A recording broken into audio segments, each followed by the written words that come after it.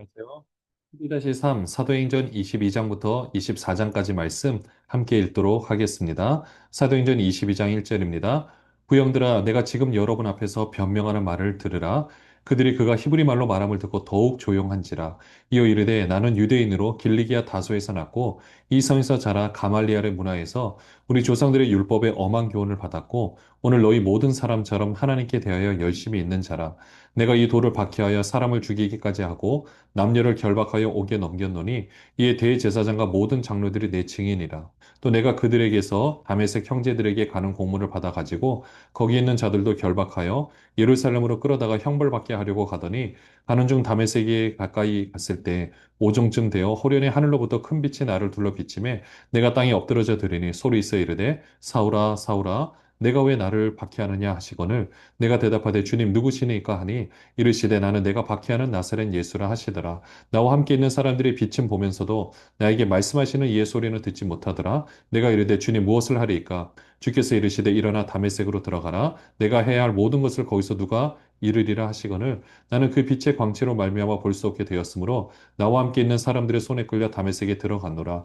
율법에 따라 경건한 사람으로 거기 사는 모든 유대인들에게 칭찬을 듣는 아나니아라 하는 이가 내게 와 곁에 서서 말하되 형제 사울아 다시 보라 하거늘 즉시 그를 쳐다보았노라. 그가 또 이르되 우리 조상들의 하나님이 너를 택하여 너로 하여금 자기 뜻을 알게 하시며 그 의인을 보게 하시고 그 입에서 나오는 음성을 듣게 하셨으니 내가 그를 위하여 모든 사람 앞에서 내가 보고 들은 것의 증인이 되리라. 이제는 왜 주저하느냐? 일어나 주의 이름을 불러 세례를 받고 너의 죄를 씻으라 하더라. 후에 내가 예루살렘으로 돌아와서 성전에서 기도할 때 황홀한 중에 봄에 주께서 내게 말씀하시되 속히 예루살렘에서 나가라. 그들은 내가 내게 대하여 증언하는 말을 듣지 아니하리라 하시거늘 내가 말하기를 주님 내가 주를 믿는 사람들을 가두고 또 각 회당에서 때리고 또 주의 증인 스데반이 피를 흘릴 때 내가 곁에 서서 찬송하고 그 죽이는 사람들의 옷을 지킨 줄 그들도 아나이다. 나더러 또 이르시되 떠나가라 내가 너를 멀리 이방인에게로 보내리라 하셨느니라. 이 말하는 것까지 그들이 듣다가 소리질러 이르되 이러한 자는 세상에서 없애버리자 살려둘 자가 아니라 하여 떠들며 옷을 벗어 던지고 티끌을 공중에 날리니 천부장이 바울을 영내로 데려가라 명하고 그들이 무슨 일로 그에 대하여 떠드는지 알고자 하여 채찍질하여 신문하라 한데 가죽줄로 바울을 매니 바울이 곁에 서 있는 백부장들을 이르되 너희가 로마 시민된 자를 저도 정하지 아니하고 채찍질할 수 있느냐 하니 백부장이 듣고 가서 천부장에게 전하 이르되 어찌하리 하느냐 이는 로마 시민이라 하니 천부장이 와서 바울에게 말하되 내가 로마 시민이냐 내게 말하라 이르되 그러하다.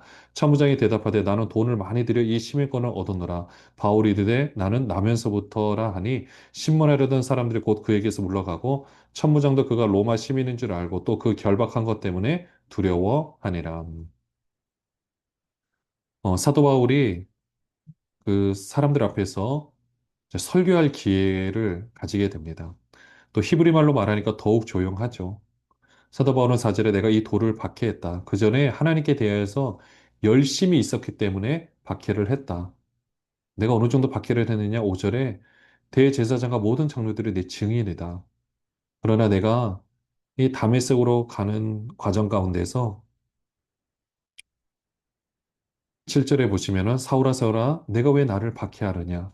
누구시니까? 나는 내가 박해하는 나사렛 예수라. 나와 함께 있는 사람들이 빛을 봤지만 듣지도 못하고요. 이때 아나니아를 통해서 안수를 받고 눈이 떠지게 되었다는 이야기를 하죠. 그래서 사도 바울이 자신에 대해서 쭉 이야기를 하는데요. 그 중에서 20절에 보시면 스데반이 피를 흘릴 때 내가 곁에 서서 찬송하고 죽이는 사람들 옷을 지킨 줄 그들도 안다. 그러면서 21절에 내가 너를 이방인에게로 보내리라 하셨느니라. 이렇게 말하니까 이거는 이제 이 유대인들이 듣기에는 도저히 이건 들을 수가 없었던 거죠.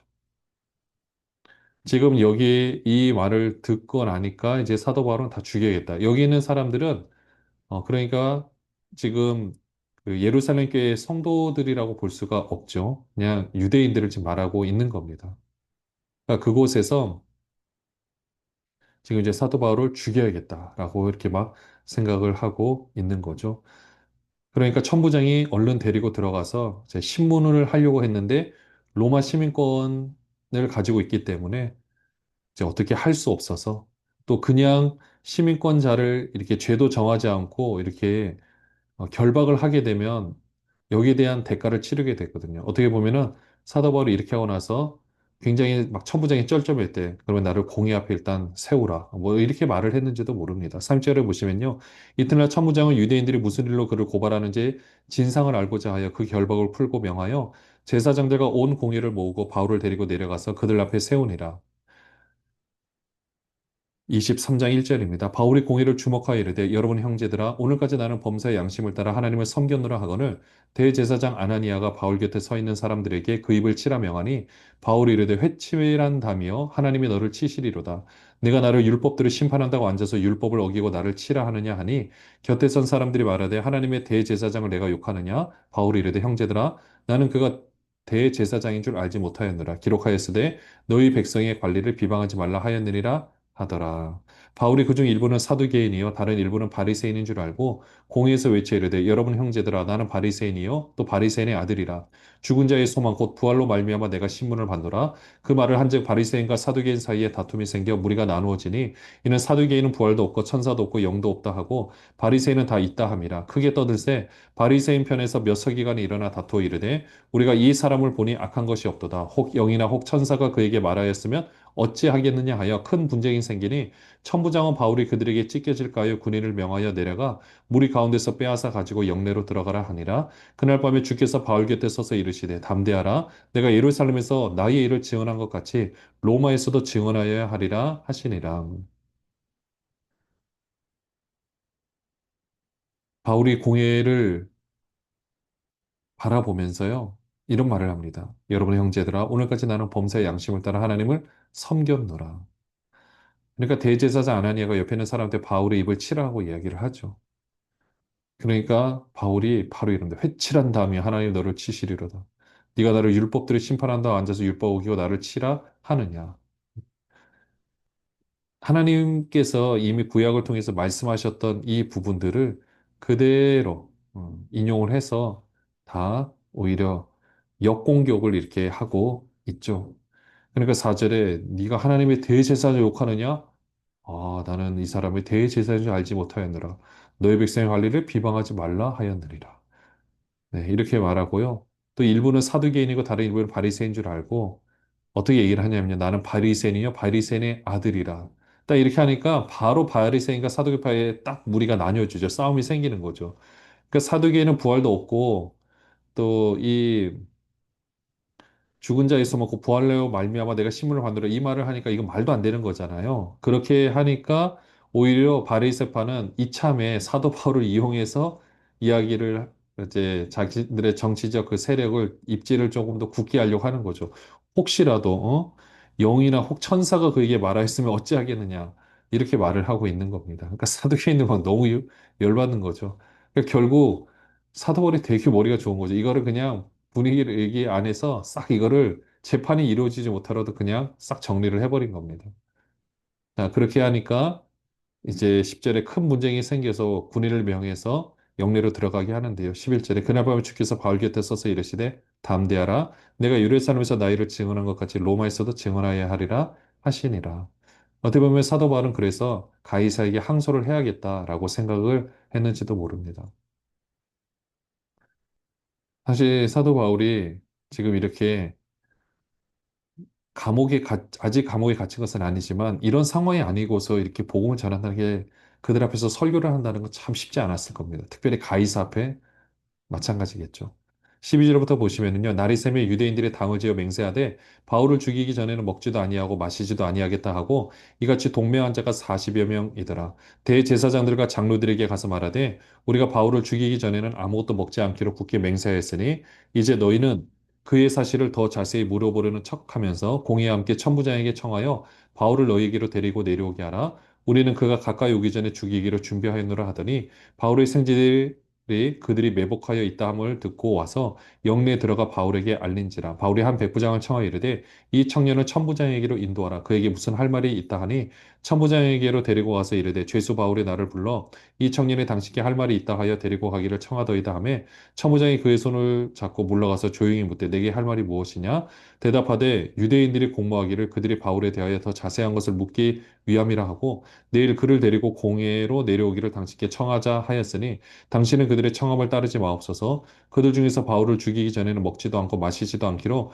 맹세한 자 40여 명이 그를 죽이려고 숨어서 지금 다 준비하고 당신의 허락만 기다리나이다 하니 이에 천부장이 청년을 보내며 경계하되 이 일을 내게 알렸다고 아무에게도 이르지 말라 하고 백부장 둘을 불러 이르되 밤 제3시에 가이사랴까지 갈 보병 200명과 기병 70명과 창병 200명을 준비하라 하고 또 바울을 태워 총독 벨릭스에게로 무사히 보내기 위하여 짐승을 준비하라 명하며 또 이 아래와 같이 편제하니 일렀으되 글라우디오 루시아는 총독 벨리스 가깝게 문안하나이다. 이 사람이 유대인들에게 잡혀 죽게 된 것을 내가 로마 사람인 줄 들어 알고 군대를 거느리고 와서 구원하였다가 유대인들이 무슨 일로 그를 고발하는지 알고자 하여 그들의 공회로 데리고 내려갔더니 고발하는 것이 그들의 율법 문제에 관한 것뿐이요 한 가지도 죽이거나 결박할 사유가 없음을 발견하였나이다. 그러나 이 사람을 해하려는 관계가 있다고 누가 내게 알려주기로 곧 당신께로 보내며 곧 고발하는 사람들도 당신 앞에서 그에 대하여 말하라 하였나이다 하였더라. 유대인들 중에서 당을 지어서 바울을 죽이기 전에는 먹지도 않고 마시지도 않겠다. 이런 40명이 네, 되었다라고 합니다. 자, 이들에 의해서 이제 사도 바울은 자칫 잘못하면 죽임을 당할 수 있죠. 그래서 이거를 이제 바울의 생질이 소식을 들어서 천부장한테로 바울한테로 먼저 가서 바울이 백부장한테 부탁해서 이 소년을 천부장한테로 보내주라, 만나게 해주라. 가서 이야기를 다 하는 겁니다. 그러니 이 천부장이 얼른 백부장 두 명을 불러가지고 총 470명의 군대죠. 보병 200명, 기병 70명, 창병 200명을 준비해서 또 짐승을 준비해서 총독 벨릭스에게로 갈 수 있도록 이 사도 바울을 태워서 갈 수 있도록 데리고 이제 가는 겁니다. 어떻게 보면은 사도 바울이 어, 감옥에 있지 않았더라면 지금 이렇게 갇혀 있지 않더라면 진짜 언제 어디서 암살을 당했을지도 모릅니다. 눈에 보이는 환경이 감옥이라는 환경이겠지만은 오히려 사도 바울은 오히려 이렇게 470명의 보호를 받을 수가 있었던 거죠. 470명의 개인 돈으로 보호하려고 용병을 고용한다? 있을 수도 없고 많은 비용이 들어갈 겁니다.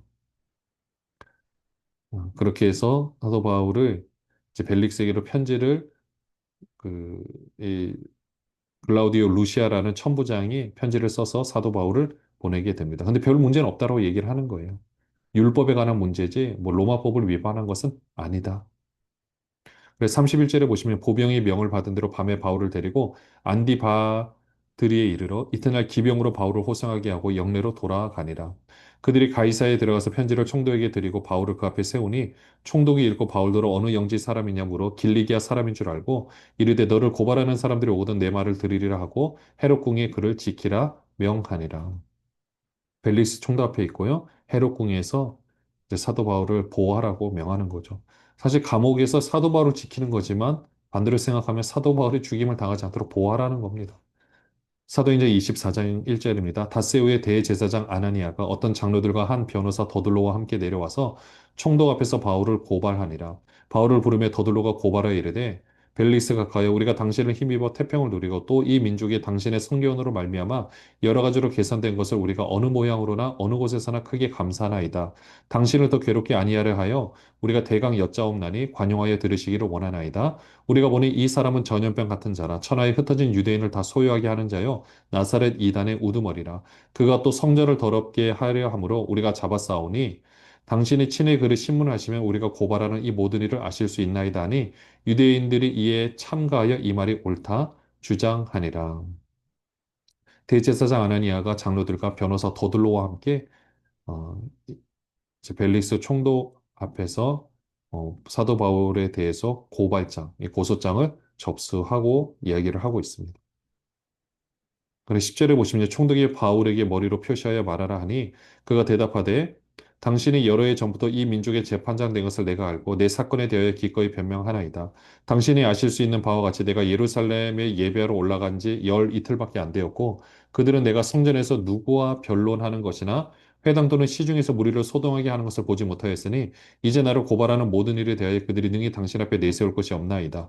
그러나 이것을 당신께 고백하리이다. 나는 그들이 이단이라 하는 도를 따라 조상이 하나님을 섬기고 율법과 선지자들의 글에 기록된 것을 다 믿으며 그들이 기다리는 바 하나님께 향한 소망을 나도 가졌으니 곧 의인과 악인의 부활이 있으리라 함이니이다. 이것으로 말미암아 나도 하나님과 사람에 대하여 항상 양심에 꺼리낌이 없기를 힘쓰나이다. 여러 해 만에 내가 내 민족을 구제할 것과 재물을 가지고 와서 드리는 중에 내가 결례를 행하였고 모임도 없고 소동도 없이 성전에 있는 것을 그들이 보았나이다. 그러나 아시아로부터 어떤 유대인들이 있었으니 그들이 만일 나를 반대할 사건이 있으면 마땅히 당신 앞에 와서 고발하였을 것이요. 그렇지 않으면 이 사람들이 내가 공의 앞에 섰을 때 무슨 옳지 않은 것을 보았는가 말하라 하소서. 오직 내가 그들 가운데 서서 외치기를 내가 죽은 자의 부활에 대하여 오늘 너희 앞에 신문을 받는다고 한 이 소리만 있을 따름이니이다 하니 벨릭스가 이 도에 관한 것을 더 자세히 아는 고로 연기하여 이르되 천부장 루시아가 내려오거든 너희를 처결하리라 하고 백부장에게 명하여 바울을 지키되 자유를 주고 그의 친구들이 그를 돌보아 준 것을 금하지 말라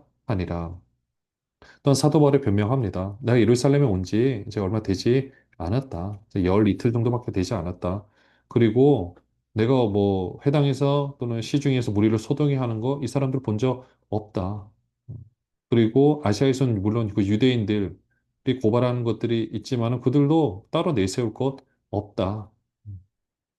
이렇게 말하고 있죠. 결국 내가 말한 것은 공회에서 21절에 보시면 죽은 자의 부활에 대해 오늘 너희 앞에 신문을 받는다. 이 소리만 있는 것이다. 그러니까 한번 잘 상황을 지켜보라는 거죠. 그러니까 벨릭스가 음, 사도 바울에게는 만남의 자유를 주고요. 하지만 철저하게 보호를 해야 되니 지키고 있는 것을 봅니다. 24절부터 보시면요. 수일 후에 벨리스가 그 아내 유대 여자 드루실라와 함께 와서 바울을 불러 그리스도 예수 믿는 도를 듣거든 바울이 의와 절제와 장차오는 심판을 강론하니 벨릭스가 두려워하여 대답하되 지금은 가라 내가 틈이 있으면 너를 부르리라 하고 동시에 또 바울에게서 돈을 받을까 바라는 거로 더 자주 불러 같이 이야기하더라. 네, 벨릭스 아내 유대 여자 드루실라와 함께 와서 계속 사도 바울의 이 설교를 듣게 됩니다. 말씀 강론하는 것을 듣게 되죠.